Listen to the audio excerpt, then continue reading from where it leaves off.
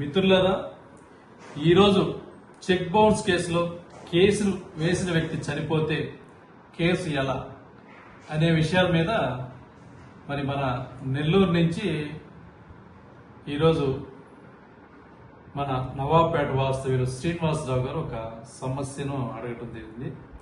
మరి ఈ యొక్క సమస్యను మనం శ్రీనివాసరావుకు తెలియజేయడం ఏమనగా, చెక్ బౌన్స్ కేసు వేసిన వ్యక్తి చనిపోతే ఆ కేసును ఎన్ఐ యాక్ట్ ప్రకారం అతని కుమారులు గాని, కుమార్తెలు గాని, భార్య గాని, అన్నదమ్ములు గాని, తల్లిదండ్రులు గాని, బిజినెస్ పార్ట్నర్లు గాని, మరి వీరందరూ పార్టీలుగా న్యాయస్థానంలో అనుమతి పొంది కేసును కొనసాగించవచ్చు.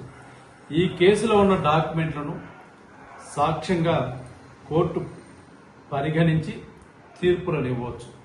కాబట్టి ఒక కేసు వేసిన వ్యక్తి మరణిస్తే అతని వారసులు ఈ యొక్క కేసులో జాయిన్ అవి, అంటే కోర్టు అనుమతితో ఈ యొక్క కేసులో జాయిన్ అవి, మరి ఆ యొక్క కేసును కొనసాగించి వారి తండ్రికి రావాల్సినటువంటి ఆస్తిని మనం ఎవరైతే మన తండ్రి కేసు వేసి ఉంటాడో వారి దగ్గర నుంచి పొందవచ్చని ఈ సందర్భంగా మరి మన నవాబ్పేట వాస్తవ్యులైనటువంటి శ్రీనివాసరావు గారికి తెలియజేయడం జరుగుతుంది.